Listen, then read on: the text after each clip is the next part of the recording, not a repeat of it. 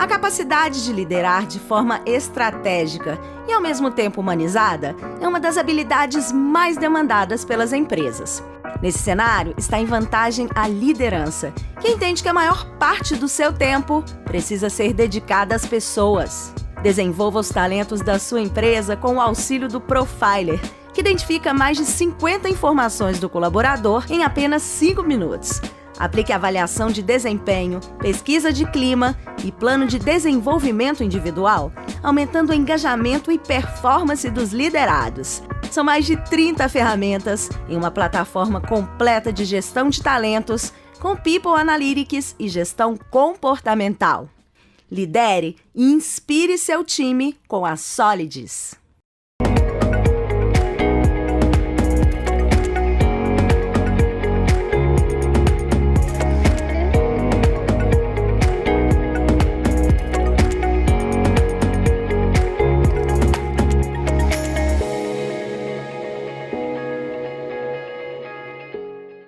Olá pessoal, sejam muito bem-vindos a mais um conteúdo do Leadership Web Conference, um evento sobre liderança que está aqui para desenvolver as suas hard e soft skills. Eu sou a Jéssica Martins, eu sou a âncora desse evento e hoje a gente está aqui com a Mônica. Mônica, seja bem-vinda, obrigada. Vai dividir comigo aí as perguntas da nossa entrevistada, Jandaracy, já se apresenta também. Para a gente começar, Mônica, conta um pouquinho aí sobre você, sobre a Solidis. A gente já conhece Jandaracy e começamos aí então o nosso conteúdo.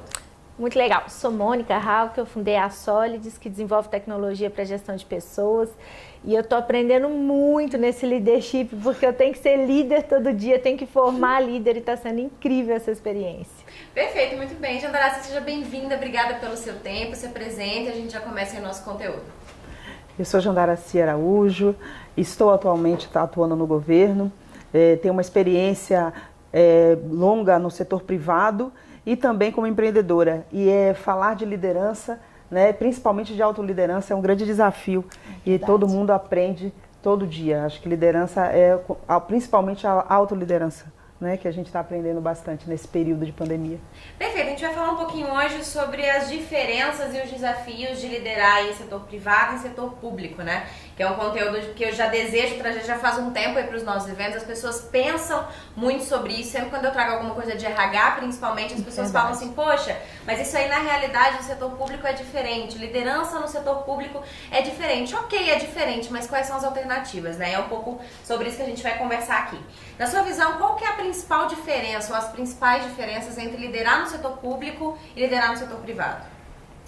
Bom, do setor, as principais diferenças eu vejo que as condições e as regras em que você lidera no setor público. Obviamente que algumas premissas que são básicas, como ética, o respeito, né, o tratamento com igualdade, são fundamentais, isso tanto no público como no privado. No público você tem a característica do direito administrativo, que rege todo o relacionamento, né, com os funcionários, assim como você tem órgãos de controle para monitorar esse relacionamento com os funcionários. Então você tem as corregedorias, isso nas esferas municipais, estaduais e federais. Diferentemente no setor privado você tem a ouvidoria, mas é muito diferente no setor de corregedoria. Existe uma questão de processo administrativo, aquele funcionário ele não é desligado como seria no setor público ou setor privado, né? Naturalmente, quando acontece algum intempérie mais grave, é desligado automaticamente. No setor público, não. Ele passa por um processo mesmo, ele responde um processo para ser desligado. E um outro grande desafio que eu costumo brincar você tem que trabalhar com a equipe que você tem ali. Diferentemente do setor privado, o maior desafio no setor público é que você não pode sair contratando ou formando a sua equipe, né? A equipe que você tem é aquela que está lá e você tem que conquistar aquela equipe para você conseguir atingir resultados. Então, essa é a grande diferença, que é muito fácil, né, você chegar para liderar e você formar o seu time, né, trazer os seus aliados. Ali não, ali você tem que transformar as pessoas em seus aliados. Então, acho que esses pontos são as maiores diferenças do setor público para o privado. E aí, assim, é uma principal diferença que muda todo o jogo, né? Porque você não poder formar o seu time, não poder contratar o seu time e ter que contar, de fato, com o que está ali disponível para você é um grande desafio, né? Sim, totalmente. Esse foi um dos meus maiores desafios, né? Pela primeira vez atuando no setor público, e cargo de confiança tem essa característica, né? É um cargo que ele tem mandato, ele é um mandato igual a quem está no comando. Então você tem uma equipe que está ali a vida inteira. São pessoas que estão há 20, 30 anos, 10 anos naquela instituição, naquele setor ou naquela atividade, e você tem que trabalhar com essas pessoas. São esses os recursos que você tem. Então não adianta nenhum plano mirabolante se você não trouxer essas pessoas para o mesmo propósito. Isso é o grande desafio de ser líder. Então, no setor público, você tem que engajar. Você não tem ferramentas motivacionais que você tem no privado, então você não tem bônus, você não tem PLR, apesar de existir no estado, especificamente aqui no estado de São Paulo, existe o PDI, né? Existe uma bonificação que é avaliada de desempenho, mas é muito baixo. Você não tem ferramentas, as ferramentas, né, que a gente tem no setor privado, de incentivos, de campanha, isso não existe, né? Você não tem um bônus para dar no final do ano por resultado. Então, o que você tem ali são pessoas que estão a serviço do cidadão e que precisam acreditar naquele projeto de governo, naquela entrega que você tem que fazer naquele setor, naquela secretaria. Então é muito diferente e esse é o grande desafio. Ou você acredita no que você está fazendo e em qual é seu papel e conquista as pessoas, ou você não vai conseguir, porque ninguém faz nada sozinho, né? Não existe a carteirada, né? Até porque senão o sistema te exclui. Isso acontece naturalmente. Então, esse é um dos maiores desafios, né?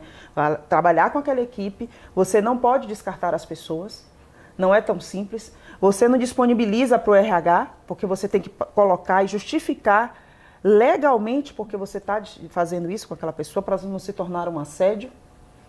E depois você, como gestor, também responder um processo administrativo. Então o governo acaba e você ainda está respondendo um processo. Então é todo um cuidado que você tem que ter quando você assume uma posição dessa, de entender principalmente de relações pessoais, né? E muita inteligência emocional. Muita. É isso que eu fico imaginando, né? O setor público já tem seus desafios. E aí você tem que gerir os desafios de fora, né? A demanda que vem da sociedade, com esse desafio de um time que tem, às vezes, realidades diferentes, motivações diferentes. E aí como é que fica o líder no meio disso? Nessa gestão das demandas que a sociedade traz e desse time que ele não escolheu? O grande ponto é transparência. É uma das coisas que eu comecei a usar, muita transparência e muita verdade. A primeira coisa, nos primeiros dias que eu assumi, eu conversei com cada um. Eu chamei cada um para uma salinha fechada e fui conversar, entender quem são aquelas pessoas, qual a sua história, quando entrou no setor público, como foi todo o processo dela. Eu gastei, sim, mais ou menos uns 15 dias conhecendo as pessoas e saber o que as motivavam, além da estabilidade, né? Porque outro factoide, vamos dizer assim, né? É quase uma fake news. As pessoas falam muito, é vida boa, é funcionário público, ganha bem. Gente, isso não é a realidade da maioria dos funcionários públicos. Tem técnicos, pessoas com a formação espetacular, doutorado e mestrado, falam 2, 3 idiomas, mas elas estão ali, sim, o mercado é cruel, principalmente as pessoas que têm um pouco, a questão geracional pesa também, mas são pessoas espetaculares que precisam se sentir valorizadas, né? Elas já não têm, elas sabem como funciona a máquina, não existe uma valorização financeira, mas existe sim a inclusão. E uma das coisas que eu entendi que era um ponto de transformação é que as conquistas que a gente teria eram em conjunto, e a gente comemorar em conjunto, e dar visibilidade ao trabalho deles. Então, essa está sendo a minha ferramenta com eles, é valorizar o trabalho deles, porque é muito desvalorizado, né? A sociedade, de uma forma geral, acaba não valorizando isso. Foi criada uma cultura de oposição ao funcionalismo público e, no entanto, muitos dos serviços que a gente utiliza no nosso dia a dia tem um cidadão que ganha, em média, eu vou falar isso aqui, São Paulo, de 2 a 4 mil reais por mês. Não tem bônus, ele não tem uma grande assistência médica, né? Como é que você motiva uma pessoa dessa? Né? Então, dar essa visibilidade, é valorizar o trabalho dele, é respeitar esse cidadão, porque ele está ali, porque ele acredita. E eu vejo muita gente falar assim, às vezes no atendimento, tratou mal, uma pessoa, lembra que você está diante de uma pessoa que está passando pelo mesmo que você. É um pai de família, é uma mãe de família, é um irmão, é uma mãe, é um pai que está ali. Durante a pandemia, a minha área especificamente, a gente continuou o atendimento ao público. Né? A gente não parou. Desde o dia 13 de março, quando foi decretado o estado de calamidade, que se fecharam todos os serviços, o nosso serviço foi considerado essencial, porque era atendimento a empresários. Vocês conseguem imaginar o que é fazer com que esses funcionários, que também estavam colocando sua vida em risco, porque eles estavam ali no atendimento, fazer com que essas pessoas trabalhassem todos os dias, atendendo em média 300 a 400 pessoas?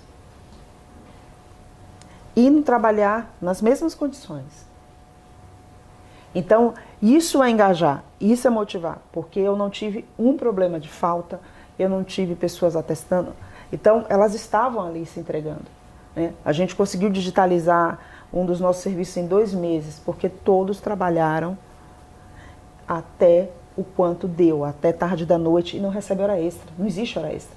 É outro ponto, tá? Não tem banco de horas e não existe hora extra. Então, isso é acreditar na entrega, isso é acreditar que você vai ajudar o cidadão. Então, como é que você lidera assim, com verdade? É você estar junto. Né? E foi uma das coisas que eu fiz também, era estar junto com eles. Eu não fiquei da minha casa no telefone dando ordens, eu estava lá. E nesses momentos críticos é muito importante um líder hands-on. Né?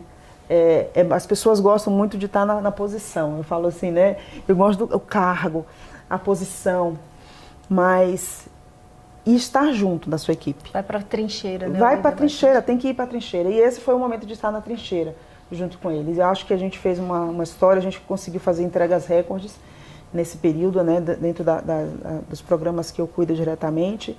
E eu falo para você, eu sou extremamente grata à equipe que eu tenho, né? Hoje. Porque eles acreditaram em mim, confiaram também em mim, e a gente pôde fazer o que fez, exatamente trazendo essas pessoas. Mas muito respeito, muita escuta. Eu acho que esse é o grande desafio no setor público, é respeitar. A gente precisa aprender a valorizar de novo o ser humano. Né? Não é um indicador, não é um número, não é uma plaquinha, é um outro ser humano, que também tem uma série de sonhos que não realizou, tem frustrações, tem todos os problemas que qualquer um tem. Né? E quando você não tem essa motivação financeira, o que é que você dá para essas pessoas? E aí eu acho que não tem essa motivação financeira e também, bom, me parece, queria que você comentasse sobre isso, que as lideranças de modo geral também elas não se empenham dentro dessa linha de raciocínio que você está trazendo. Talvez elas já entram ali para liderar pessoas do setor público já com esse pressuposto de que as pessoas estão ali pela estabilidade, não querem conhecer aquele ser humano para além daquela motivação que ela, né, que essa liderança pressupôs e acaba não conseguindo conduzir dessa maneira, né? Eu acho que, por um lado, a questão financeira, por outro lado, o líder que não consegue conduzir também, né? Sim, principalmente. E na área pública você tem muito o ego, né? O ego do cargo, a visibilidade, porque você é uma autoridade, né? Dependendo do nível que você esteja, no meu caso, é uma autoridade, né, dentro do Estado. E isso envaidece as pessoas. Elas esquecem que elas estão naquela posição. Elas não são aquele cargo. E que em determinado momento, você não vai mais estar ali. E quem é que você vai ser quando você não estiver ali? Então essa vaidade, esse ego, é que acaba atrapalhando. Então elas acham que a forma de falar com as pessoas, você tem que cumprir porque eu sou o chefe. Não existe isso, né? Nem índio mais tem esse modelo, é tão old school, mas é o que você vê na maioria dos casos, né? Essa é a não tratativa. E essa foi a forma. Eu falo assim, gente, não tem fórmula ideal, tá, gente? Acho que cada situação é uma situação. Mas foi o caminho que eu encontrei, a partir dos meus valores, do que eu acredito, de como tem que ser a liderança. Isso não só no público, mas também no privado. A questão do propósito foi fundamental, você acha, de tentar encontrar algo para além dessa motivação? Sim, porque primeiro era o meu propósito. Eu estava na área que eu acredito nos programas, eu acredito nas ideias, no plano de governo que a gente construiu e envolvi. Né? A gente tem no governo tem uma ferramenta que é um planejamento estratégico que se chama Plano Plurianual.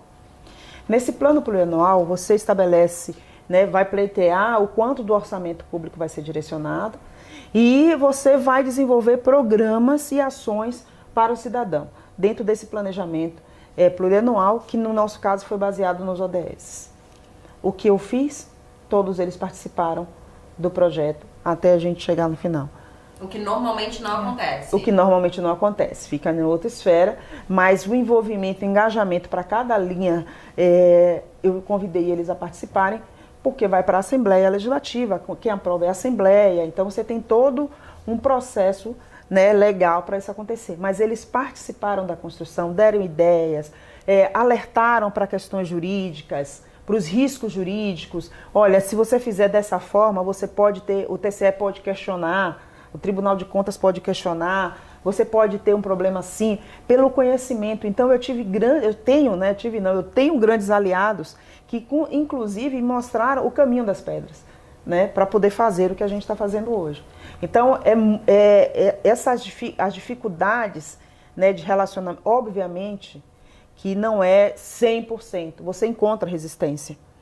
E a resistência, Jéssica e Mônica, é muito importante a gente aprender a lidar com os pontos de resistência.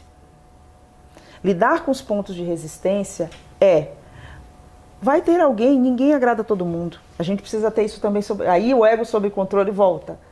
Você tem que ter essa tranquilidade que ninguém é 100%, é unanimidade, que você não vai agradar a todo mundo, mas aquele ponto de resistência também cabe uma conversa sincera.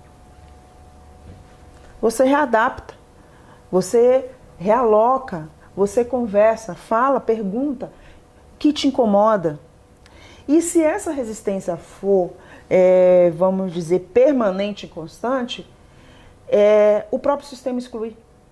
Então, quando você está com a equipe coesa e você tem 1 ou 2 pontos de resistência, a própria equipe faz com que essa pessoa se readeque. Porque fica um ponto fora da curva e ninguém quer ficar fora do time que está ganhando. Porque as entregas estão acontecendo, está vendo a vibração, está acompanhando os almoços. Então ninguém quer ficar fora, ninguém quer se sentir excluído. Então, naturalmente, essa pessoa ela vai se readequando.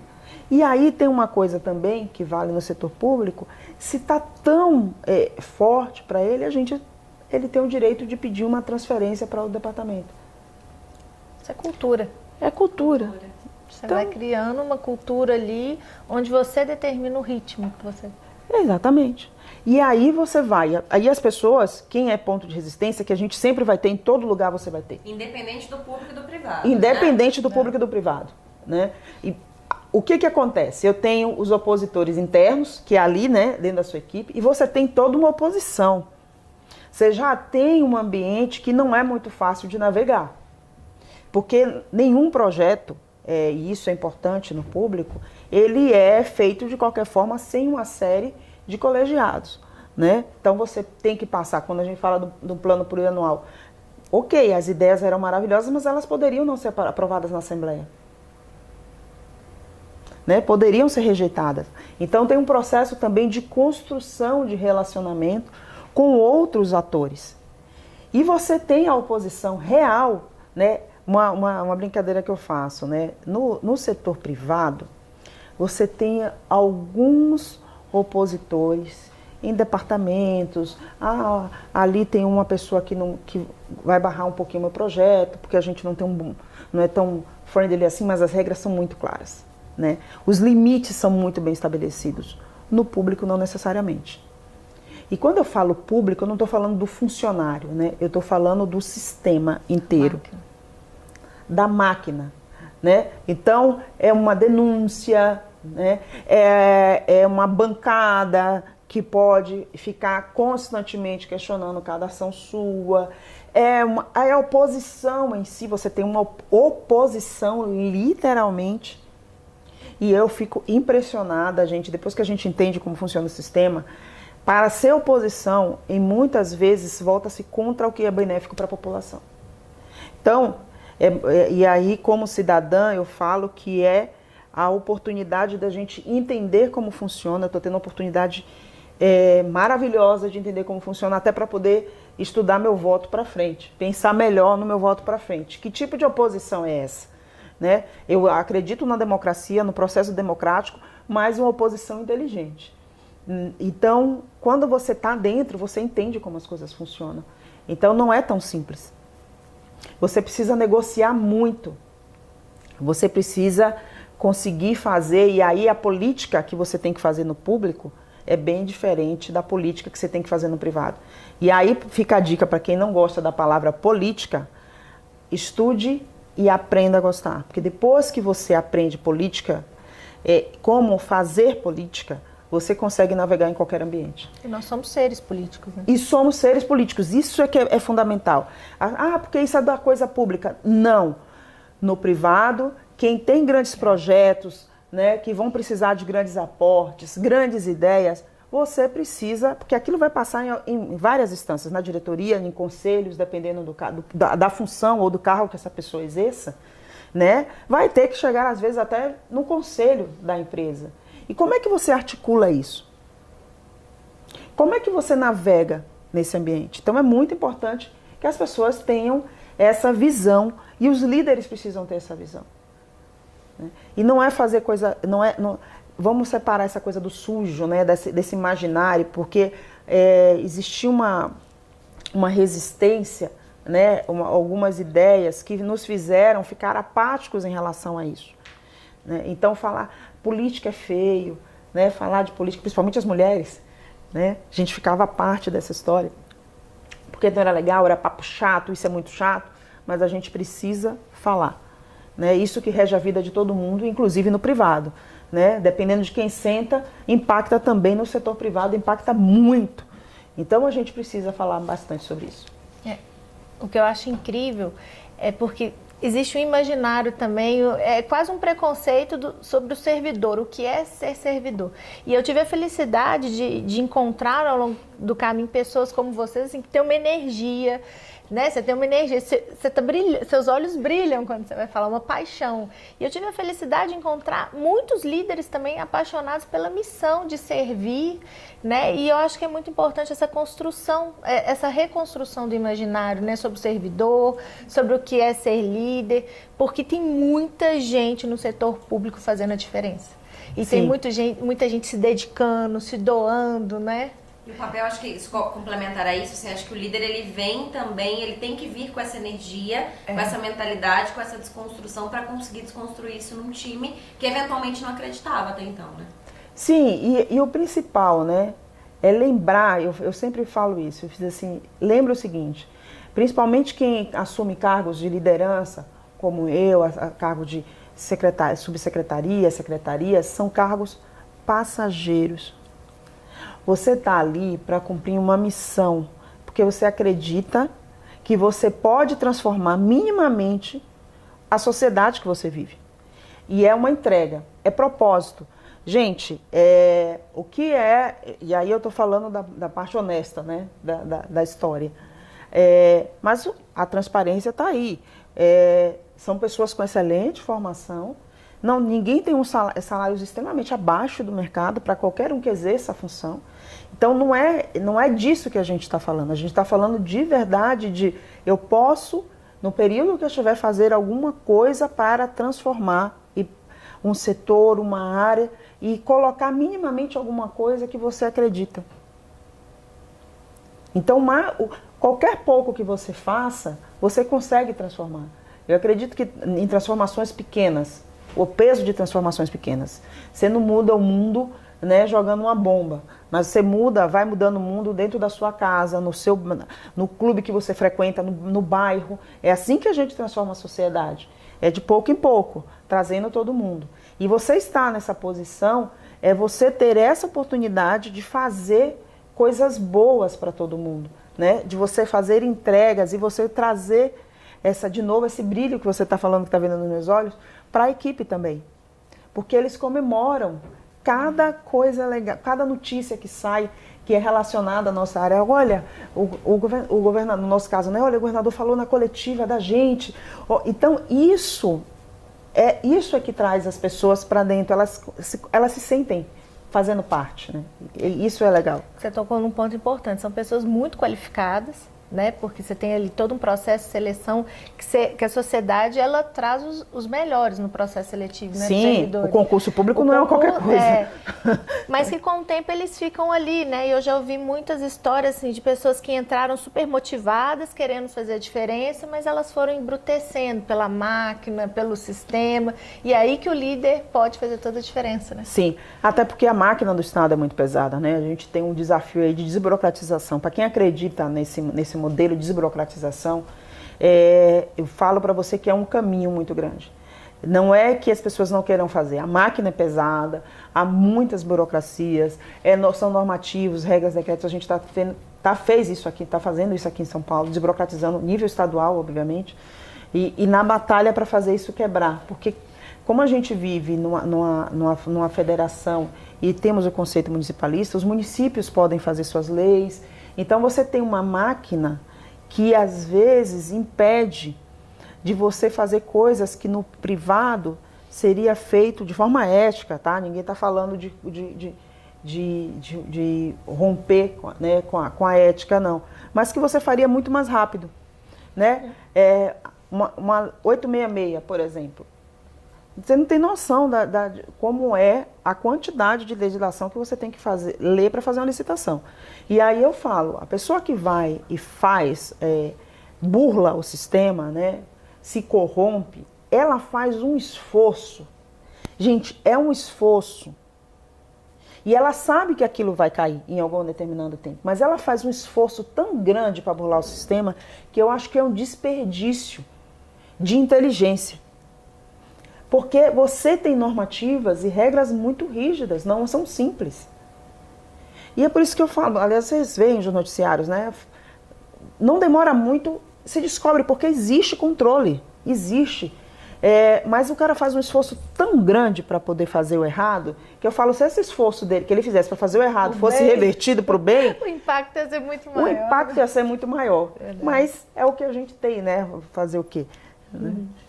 Perfeito, Janaracy, obrigada pelo seu tempo aí, por compartilhar, adorei te ouvir. Queria que você deixasse pra gente uma mensagem final, especialmente para essas pessoas que levantaram essa bola da demanda desse conteúdo, né, dizendo que não, no setor público não tem jeito, a gente não consegue mudar, a gente não consegue movimentar, a gente não consegue engajar as pessoas, motivar as pessoas. Queria que você deixasse uma mensagem final para elas, pra gente encerrar. Bom, Jéssica, eu vou falar para vocês o seguinte. Você acredita no que você está fazendo? Primeira pergunta é, você acredita no seu papel? Se você acredita e você quer transformar, você consegue trazer as pessoas. Quem é de verdade, se tem transparência, você consegue trazer as pessoas. Não só no público. Isso é uma lenda, né? É uma lenda. Hoje eu posso dizer que é uma lenda. Trate as pessoas como você gostaria de ser tratado. Acredite no que você está fazendo. Tenha paixão pelo que você faz, que as coisas acontecem e as pessoas se aproximam. As pessoas gostam de quem vibra alto, né? Então, e todo mundo quer estar perto do que é do bom, do que é do bem, né? Do que é bom não, mas do que é do bem. Todo mundo quer estar perto. Então, acredite, tenha propósito, seja transparente. Não é difícil ser transparente, nem é difícil tratar as pessoas com respeito, né? E eu falo com experiência própria. Respeito é muito importante no setor público. Não menospreze aquela pessoa, não ache que ela é uma encostada, trate com respeito, né? Elas passaram por processos dificílimos que muitas pessoas que hoje estão no mercado não conseguiriam fazer um processo desse. Então, tratar com respeito, né? Acho que é isso que a gente precisa. Né? Eu acho que pegando um gancho final aí para passar minha mensagem também, eu acho que quem fala sobre isso, né, quem está trazendo aí o que em tese, né, tem sido aí um tabu de acordo com a sua visão, eu acho que tem que se revisitar também, né? Eu acho que é um pouco disso, assim, de entender se o próprio propósito ele está sendo colocado ali, se entende o papel, se entende o impacto, se acredita no que está fazendo. Então acho que começar a olhar para si, para então querer transformar o ambiente, né? Eu acho que é por aí. E qual legado, né? A palavra-chave é que legado você quer deixar, já que você está ali de passagem. Toda aquela equipe que é concursada, né, 99% é concursada, vai ficar ali. E qual o legado que você vai deixar? É o legado. Se você não sabe qual é seu legado, talvez você realmente tenha dificuldade. Muito bom. Quer deixar alguma mensagem final?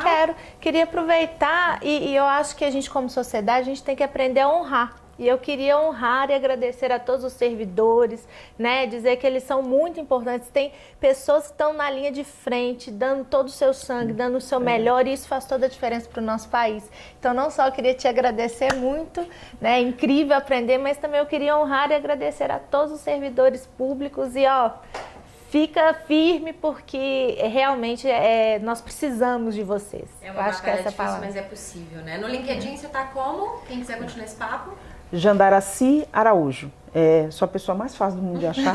O nome meu é diferente. Jandaraci Araújo. No meu LinkedIn é isso.